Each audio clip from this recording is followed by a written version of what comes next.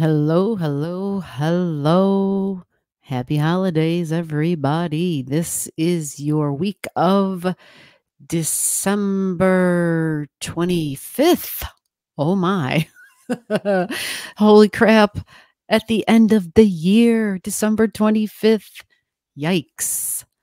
Yeah, let's just talk about it. Let's find the chart and discover what the planets have in store for us. All right, there we go. December 25th.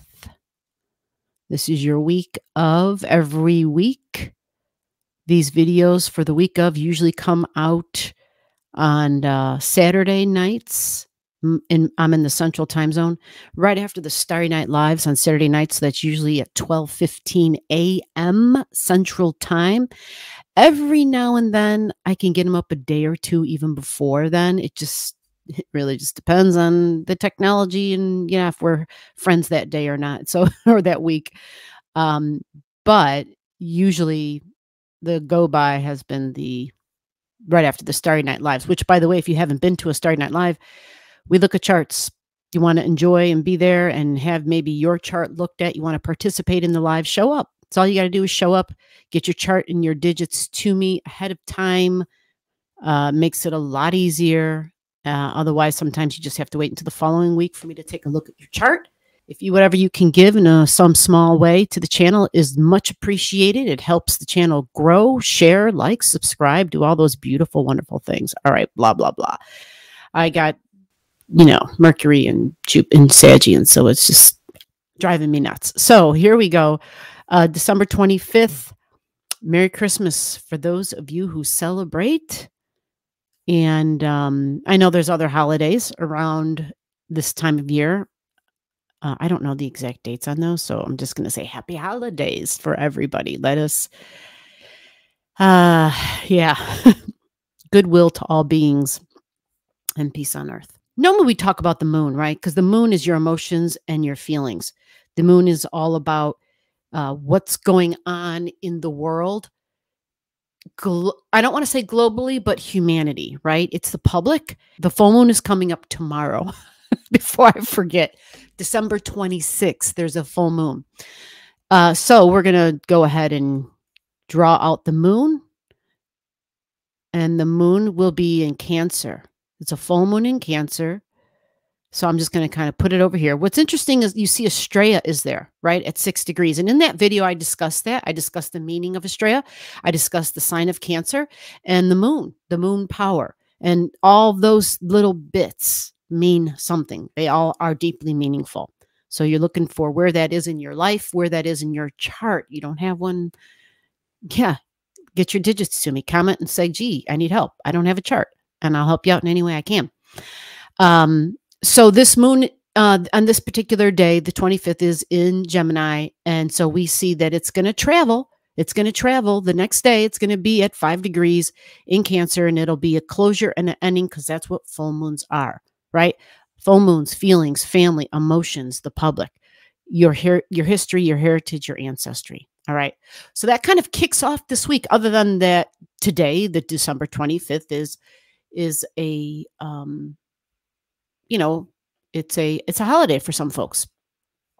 And you guys, likely many times in my videos, if you are an avid watcher, you will hear me reference the Bible and Jesus. And that is not to exclude any other faith. Okay, let's be clear about that. All astrology in general encompasses all of it. It doesn't exclude anything. Okay.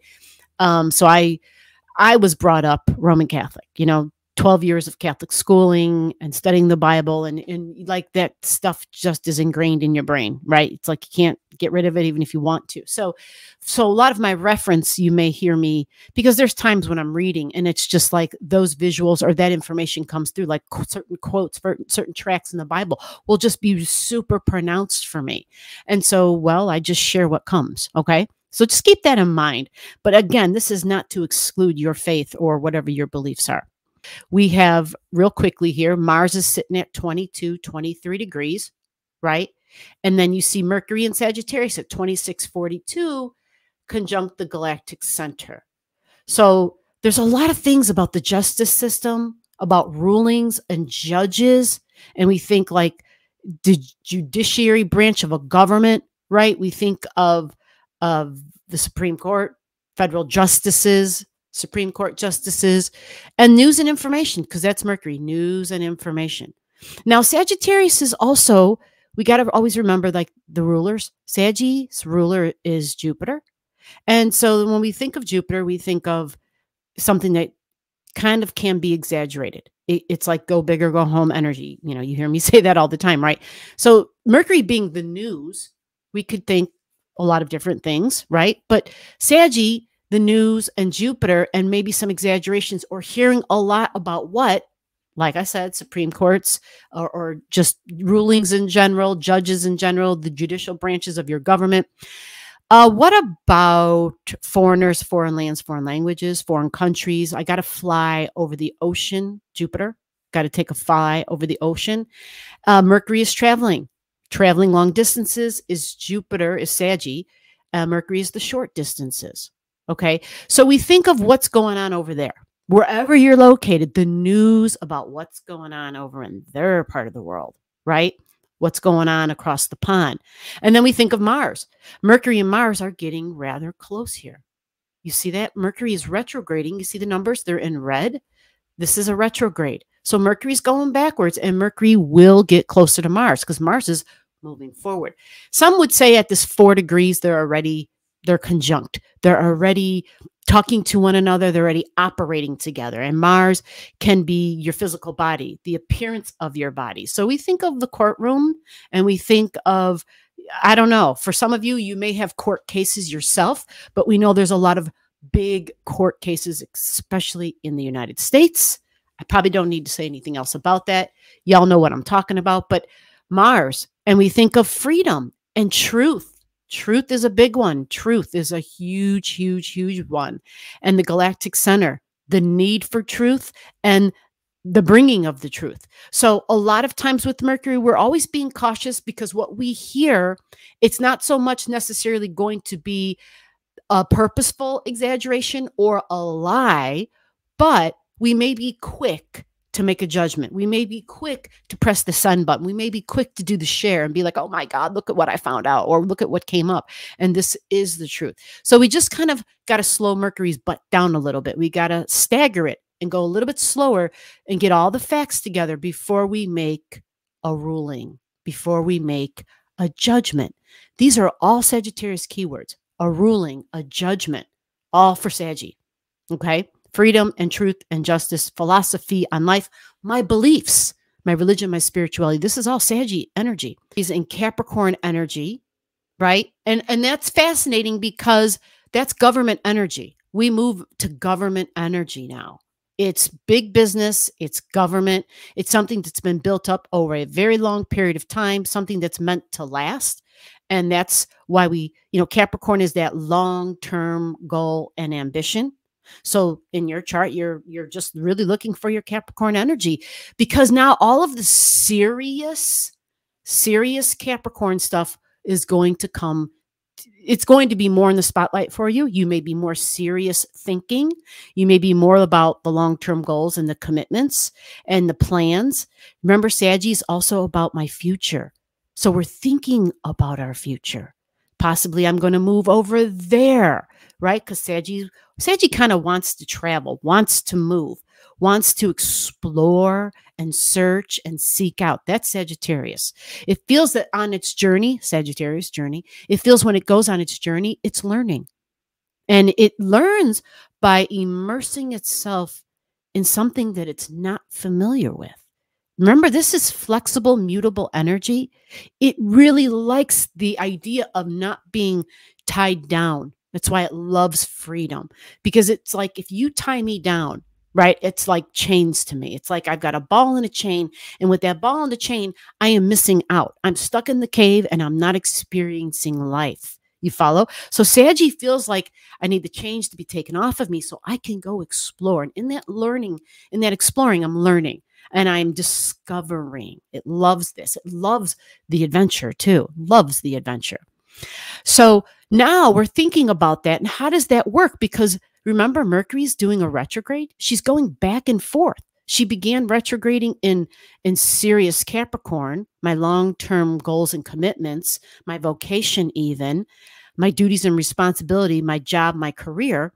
She went back into Sagittarius. So here she's like getting more information and searching for the truth, searching, just really consuming information and expanding her mind because she's about the details.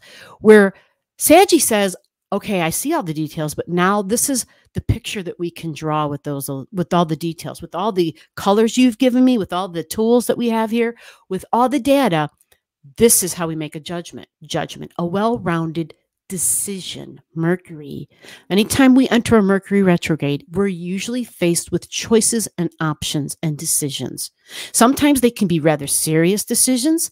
Sometimes not. Sometimes it can be like, what are we having for dinner this week, right? Sometimes it could be as simple as that, where you were flip-flopping. You know, maybe you were doing the same old, and all of a sudden you got this, I got a taste for something different type of thing, right? And so that might be a really simplified version. A taste for traveling somewhere I've never been, a place, let's go and explore somewhere, for sure, right? But it definitely is tied to something long-term, and usually somebody older, because Capricorn represents something or someone that's been around for a long time. Capricorn is ruled by Saturn. Saturn is father time. All right. So we think of fathers, literally. We think of, it can be feminine energy. It's typically masculine energy, but depending upon your life and how you were brought up, some of us didn't have a mom. Some of us didn't have a dad. Some of those people, you know, that parent had to play both the roles. Okay. And so whoever the authority figure is in your life. So that can be parents, but it can be members of the cloth. It can be the boss at the job. However many people are higher up than you. You might have quite a few bosses, right? Whoever can tell you what to do and you have to listen. Those are the authority figures in your life. Okay. So this Mercury is thinking about a lot. It's complex because her retrograde, again, there's videos out about this. If you haven't seen them, go watch them. Mercury's retrograde, look, you see where Mars is at? 22 degrees on this day, Christmas Day, the 25th of December. This is where Mercury went back in the retrograde. This is kind of like where the shadow zone began. It goes from 22 degrees of Sagittarius to 8 degrees of Capricorn. So let me repeat that, because I know my brain and my mouth did not match at the same rate of speed and pour out at the same time. When the Mercury retrograde began, Mercury got up to 8 degrees of Capricorn and said, I got to go backwards. I misplaced something. So Mercury got here, 8 degrees of Cappy, said, I got to stop and go back. I don't have all the information. She was in serious Capricorn, so she's got to make serious decisions about the long term, about her future, about her goals. You know, when we think of our long term and our goals and our future, our career, but it can be marriage, it can be vocation. You know, it goes beyond. Just think what you're building for the long haul, for the long term, something you want to last, right? That legacy type of energy. Mercury then retrogrades and has to go to 22. So that's why this Mercury over here at 26 is going to meet up with Mars, because her goal is to get to 22. When she gets there, then she's got to go back up again. And she'll stay direct going back up. But it gives us the backdrop of Mars and Mercury and when they meet up. Okay. And so they're not going to be like, this week is likely, it's interesting. It's after the 25th of December. Hello, Taffy's come to say, gee, it's time to feed me. She's like, I have an alarm clock and you know it. I know. I tried to share with them some of my, I was trying to give them a treat, and they normally gobble it right up when I feed it to them in the hand, from my hand. And it was something I was eating. I was having salmon, and I put it in their dish because it took me a long time to break them of the habit that every time I was sitting down eating salmon, they were like begging, like right sitting on the chair next to me, even to the point of climbing in my lap and insisting on getting it. So for many, many months, I've been breaking the habit of, okay, I can't feed them while I'm sitting, because then they think it's time for them to sit on my lap and eat while I'm eating. And that's not going to happen. Right. So, and I just did it like one time and it became a forever thing. So now when I tried to give them the salmon, I put it in their dishes and their food bowls. Right.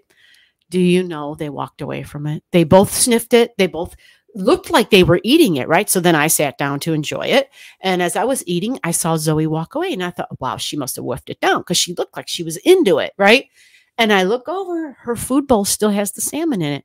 And I see at this point now, Taffy's walking away. And it looks like they each maybe took a little bite and then walked away. And I thought, well, look at that. They don't even want it now. So it's possible it might be different once it touches the hand. Yeah, they want what the human wants. Although Taffy's not really like that. She really would rather just eat her kitty cat food. Yes, you would. Zoe. Oh, yeah. All about human food. All about the human food, huh? Say yes, ma'am. Yeah. Yeah. Okay. So we're moving along, Taff. Okay. So that's to explain all that Saggy energy. And by the way, Mercury and Mars, when will they be conjunct? That sets up the 27th. I started talking about the 27th before, but yeah, so this is like Wednesday, the 27th. The thing is, they're close enough where we might be feeling some stuff. We might be hearing some stuff, right? When we think of military, Mars, yep, Mars and the military, even transportation, right? Whether it's a transportation of supplies. I will say that because of some of the other things I've noticed in the chart, there's like that on again, off again exchange of people who were kidnapped. I'll just put it like that, between Israel and Gaza, Palestine, and anyway, again, not going to get into this because people are people, lives are lives. We all freaking matter, damn it. Like I'm just, yeah, it's just so sad. Women and children, non-military members, on both sides, right? And it's wrong. It's absolutely wrong. But anyway, let's move on. It's too depressing. And yeah, when are we all going to learn to get along? So that's on the 27th. So that's 2 days away, but likely because Mercury is conjunct the galactic center like the day before, even like the 24th, right? 24th and the 25th, you got Mercury like on the galactic center. Right. Right. So I would say to just be aware. And I would also say that Venus is a factor. Here is our Venus. We see her over here, 25 degrees in Scorpio. Remember, Venus is our desires. What's important to us? It's love. It's my value, but she's in the sign of shared values. She's in the sign of Scorpio, of shared values, of this is what's important to me, and this is what's important to both of us, right? There may be a little bit of friction and agitation, but Venus and Mars somehow learn to make it. They somehow learn to take their differences and make stuff work out. So you see Venus at 25. She is nearing, 25, 26, 27. Once she gets to 28, 29 degrees, she's at the critical degrees. When does that happen? Well, on my chart, that happens 27th, 28th. Right, which is the same time that I started talking about the Mercury and the Mars thing when they're conjunct.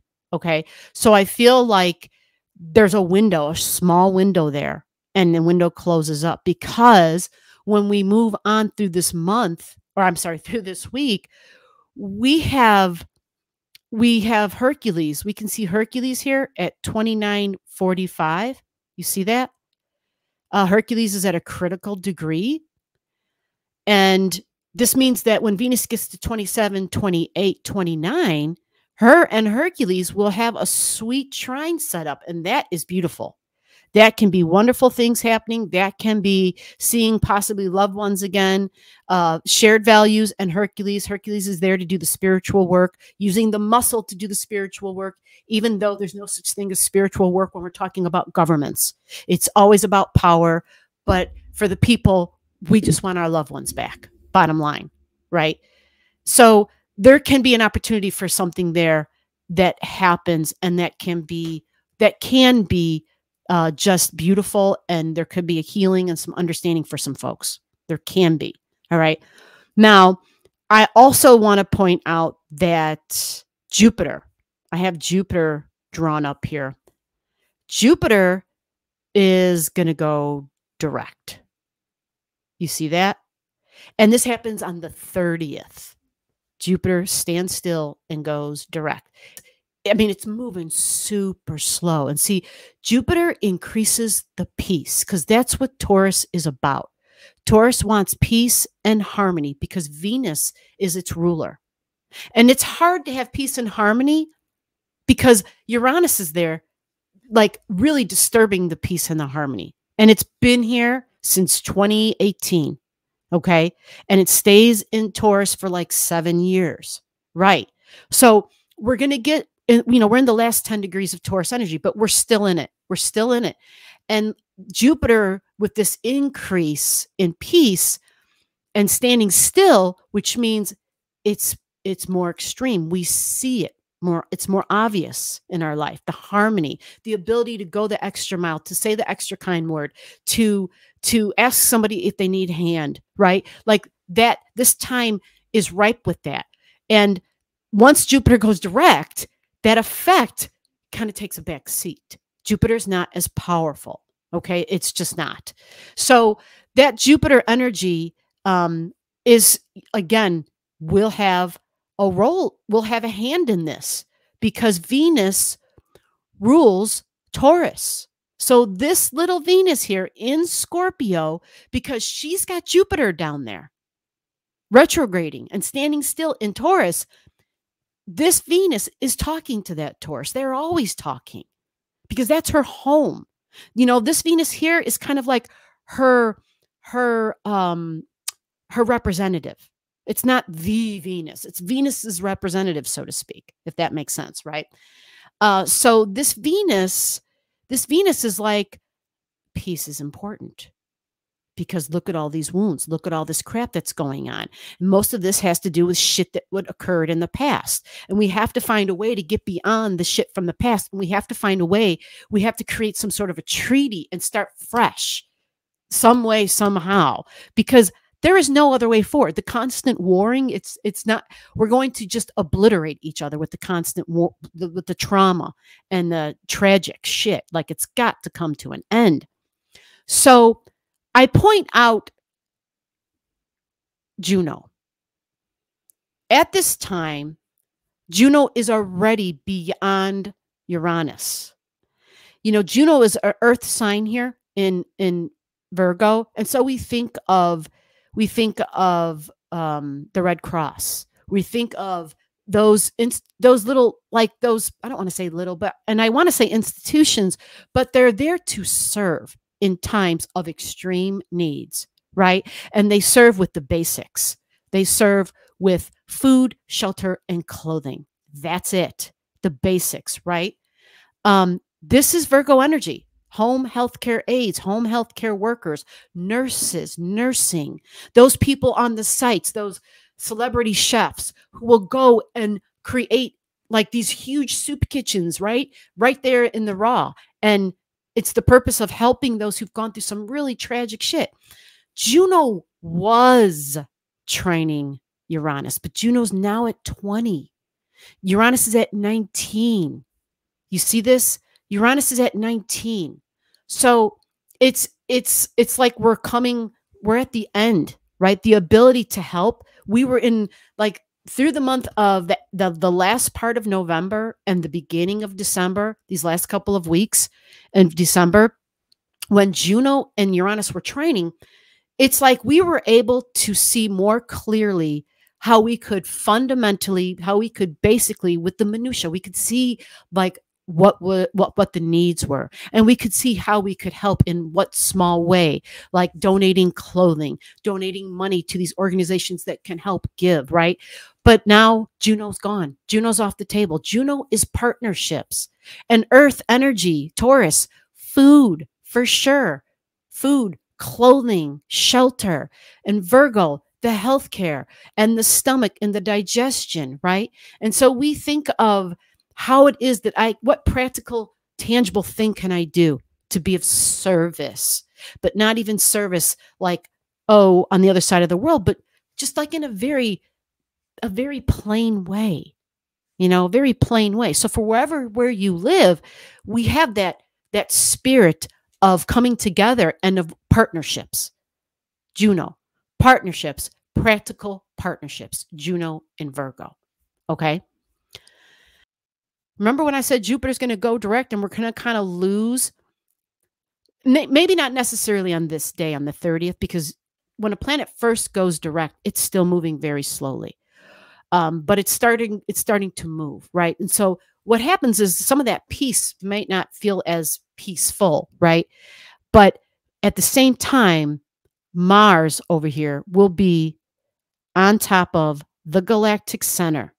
And Mars is about battles and being very spontaneous, having a short wick, easy to anger, quick to fight. It's very impulsive, right? So there could be things with the travel industry, of course, right? When there always is normally around the holidays anyway, and because there's a Mercury retrograde in Sagittarius, which is airlines, there could absolutely be something that delays. Those are the automatic keywords with every Mercury retrograde, folks. So there's always delays and do-overs with Mercury retrogrades, right? So go watch the videos for the Mercury retrogrades to get more information on that. But the Mars at 27 degrees is then going to go into Capricorn energy. And things will be way more serious then. The good news is that the Mars energy will be taking orders directly from, things become, let's put it like this. Those who have weapons, the order and the structure and the rules will become more prominent. Mars takes direction from the boss. Capricorn is the boss. Mars takes direction from the boss. But I will say that Mars is very strong, very, very, very strong in Capricorn energy. Matter of fact, the planet Mars, when you look up when the planet is exalted and at its most powerful, Mars is at its most powerful. It is exalted when it's in the sign of Capricorn. Yes, it is exalted. So that is where we will pick up on next week's video, the Mars in Capricorn, and we'll see like what that's going to do, who Mars will be talking to.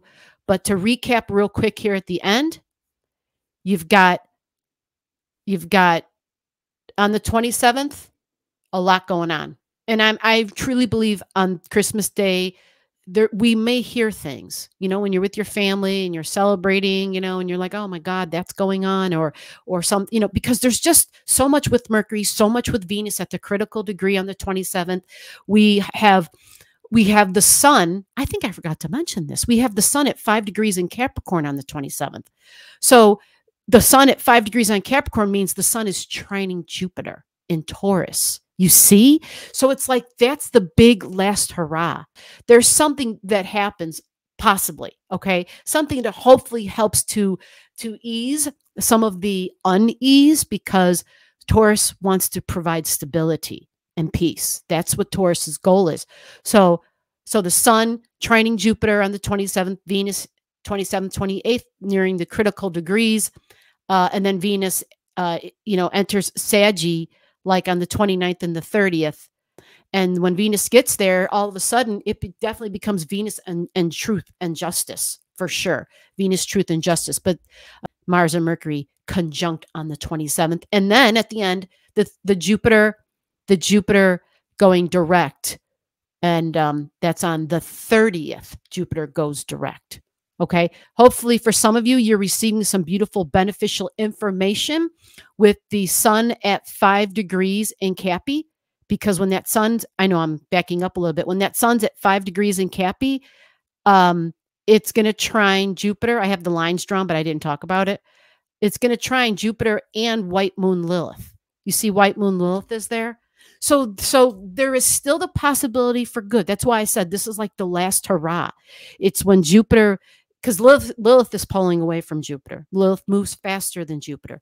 But Lilith and Jupiter together, man, that's like a really beautiful combination for, there might be a possibility to somehow see a way forward. Okay, so this is money, this is banking, this is finances, this is food, creature comforts, this is clothing, this is providing and taking care of those less fortunate. Like, that's the spirit of Christmas Day, other than in Christianity, you know, the birth of Christ, but it's the idea of giving. It's the idea of doing something that's beyond self. It's the idea of goodwill among all beings, understanding how life is so sacred and precious, right? And so look in your chart. Do you have something in Capricorn between 3 and 7 degrees? Capricorn between 3 and 7 degrees. And I'll add Virgo between 3 and 7 degrees. Because if you have something there between 3 and 7 degrees of Capricorn, Taurus, and Virgo, you may be getting some good news. Cha-ching. All right, guys, I am done. I am done. Stick a fork in me. Thank you so much. I always appreciate your time. Again, if you're still here, take care. Happy holidays. Bye-bye.